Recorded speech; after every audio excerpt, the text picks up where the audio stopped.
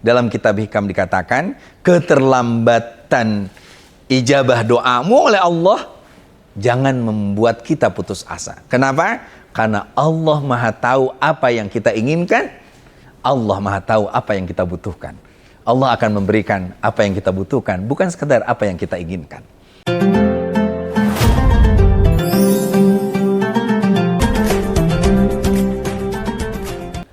Assalamualaikum warahmatullahi wabarakatuh.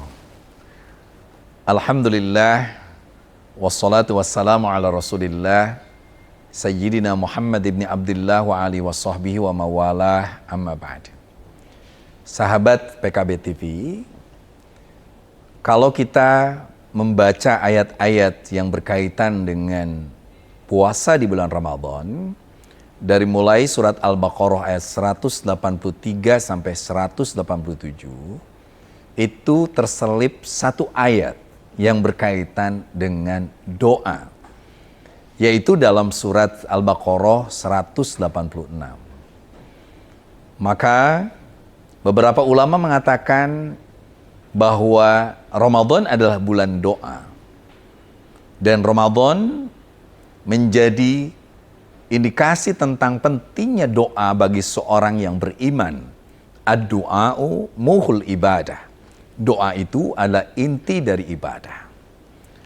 Ayat itu berbunyi, wa idza sa'alaka ibadi anni fa inni qarib ujibu da'watad da'i idza da'an falyastajibu li wal yu'minu bi la'allahum yarshudun.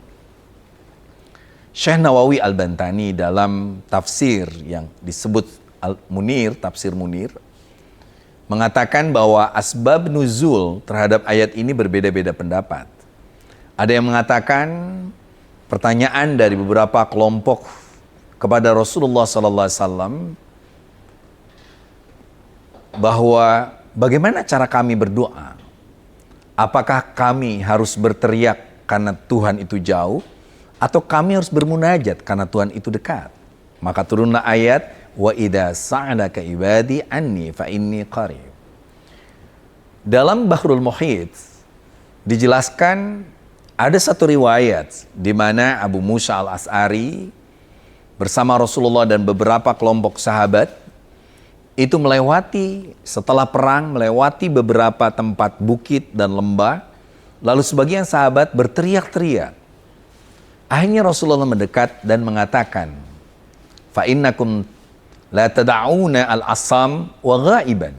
Sesungguhnya kalian itu tidak berdoa kepada zat yang tuli dan zat yang tidak ada, tetapi tada'una sami'an basira, memohon atau berdoa kepada yang maha mendengar dan maha melihat. Maka disinilah sebenarnya hal penting bagi kita. Pertama, bahwa doa menjadi bagian penting yang diharapkan hubungan dari seorang Khalik dan makhluknya. Allah sangat pencemburu bila ada hambanya yang tidak mau berdoa. Allah sangat tidak suka bila ada hambanya yang tidak memintakan ampun. Oleh sebab itu, Allah akan mengabulkan doa-doa kita. Fa inni qarib. Kalimat fi inni qarib tidak menunjukkan bahwa Allah itu dekat secara jarak, tetapi cepat secara ijabah. Seperti ada kelompok yang mengatakan bahwa Ar-Rahmanu ala arsy istawa. Allah Ar-Rahman itu bersemayam di arsy, lalu mereka menyepertikan seperti duduknya saya di kursi ini. Ahlus Sunnah wal Jamaah mengatakan itu pendapat yang salah. Allah tidak membutuhkan tempat. Maka Ar-Rahman ala arsy istawa sesungguhnya diterjemahkan bahwa Allah lah yang menguasai arsy itu. Termasuk dalam Ramadan kita sering mendengar hadis Nabi Muhammad SAW, hadis Qudsi yang diceritakan oleh Nabi Muhammad bahwa aku, kata Allah, itu turun ke langit dunia di sepertiga malam terakhir, dan aku akan mengabulkan doa siapapun yang berdoa. Itu bukan berarti lalu Allah turun bolak-balik naik, tetapi Allah menyuruh malaikatnya malaikat-malaikat rahmatnya untuk mencari siapapun yang bangun malam dan bermohon pada Allah Subhanahu wa Ta'ala.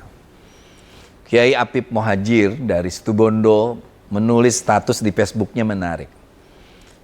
Jika seseorang ingin mendapatkan kenikmatan akhirat, tapi dia tidak memiliki aktivitas sholat malam, maka keinginannya itu sia-sia.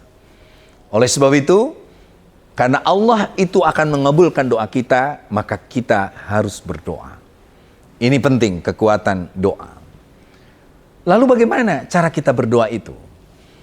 Di paragraf selanjutnya, Allah mengatakan, Ujibu da'watad da'i idza da'an. Aku akan mengijabah doa, idza da'an, kalau dia berdoa.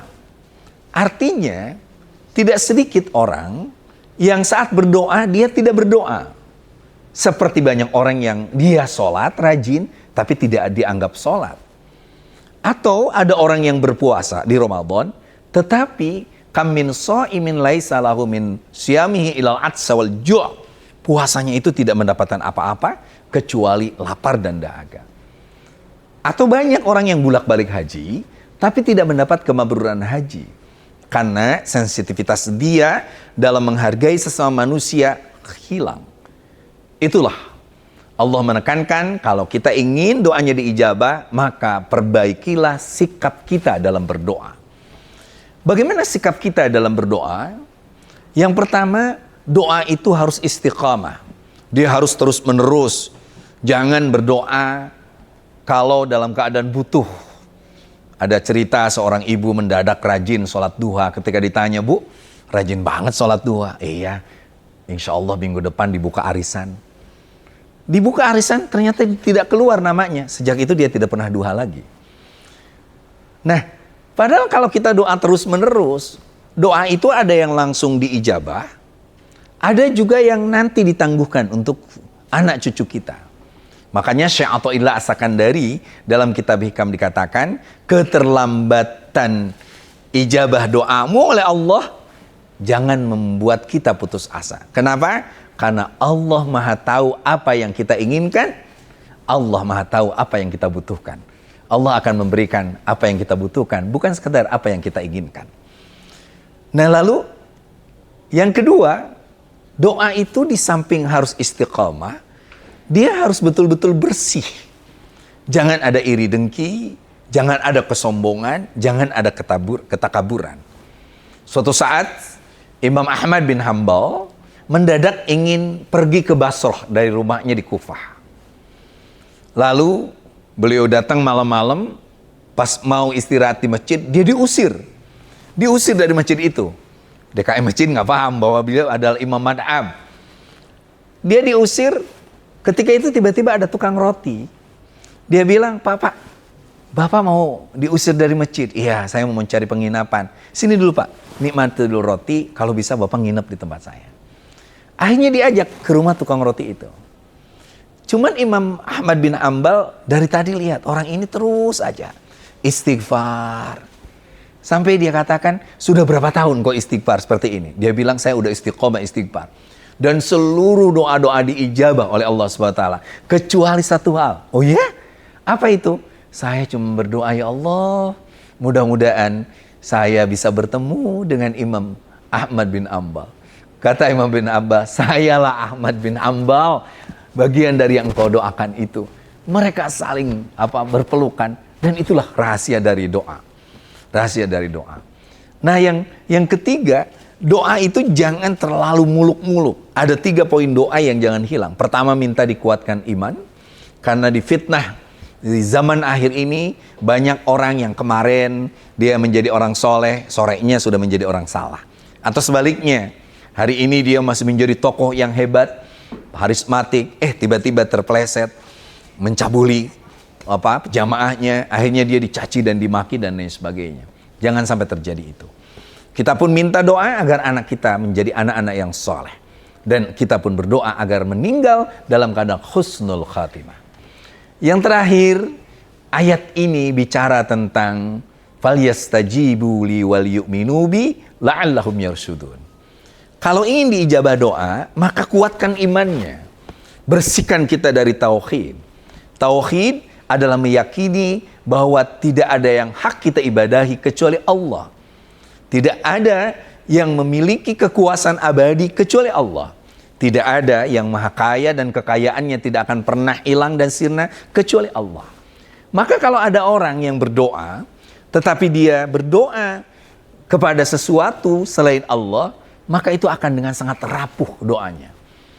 Kekuasaan akan hancur kecuali kekuasaan Allah. Kullu man 'alaiha fan wa yabqa wajhu rabbika dzul jalali wal ikram. Ada orang yahsabu annama lahu akhlada, menyangka dengan menumpuk-numpuk harta dia akan abadi, tapi ternyata hari ini begitu mudah orang-orang tingkat miliarder itu hancur. Termasuk juga orang yang mengugul-ugulkan keturunan. Keturunan tidak bisa menolong kita, karena yang akan menolong kita adalah iman dan takwa pada Allah Subhanahu wa taala. Bila semua sudah dipenuhi, maka Allah mengatakan la'allakum yarsudun. Engkau itu akan diberi petunjuk. Jadi sekali lagi, kalau kita berdoa, Allah tidak akan memberikan apa yang kita inginkan, tapi Allah yakin akan memberikan apa yang kita butuhkan. Itu kata kuncinya. Kita minta rumah, Allah memberikan kita ketenangan. Kita minta kendaraan, Allah memberikan kita keselamatan. Allah memberikan kita jodoh terbaik, Allah memberikan kita yang mawaddah warahmah sakinah. Jadi, ayo kita kuatkan kembali doa-doa kita, terutama di akhir Ramadan. Dengan doa itu, kita akan menjadi orang-orang yang mendapatkan petunjuk dari Allah Subhanahu wa taala. Perbanyaklah doa, Allahumma innaka afuwun karim, tuhibbul afwa fa'fu anna. Allahumma innaka afuwun karim, tuhibbul afwa fa'fu anna. Allahumma innaka afuwun karim, tuhibbul afwa fa'fu anna ya karim. Sahabat PKB TV, doa adalah bagian terpenting menjaga hubungan kita dengan Allah dan bagian terpenting dari kita menjalani kehidupan yang rumit sulit tapi penuh dengan ketenangan dan kedamaian. Terima kasih dan mohon maaf. Wallahul muwafiq ila aqwamit thoriq. Wassalamualaikum warahmatullahi wabarakatuh.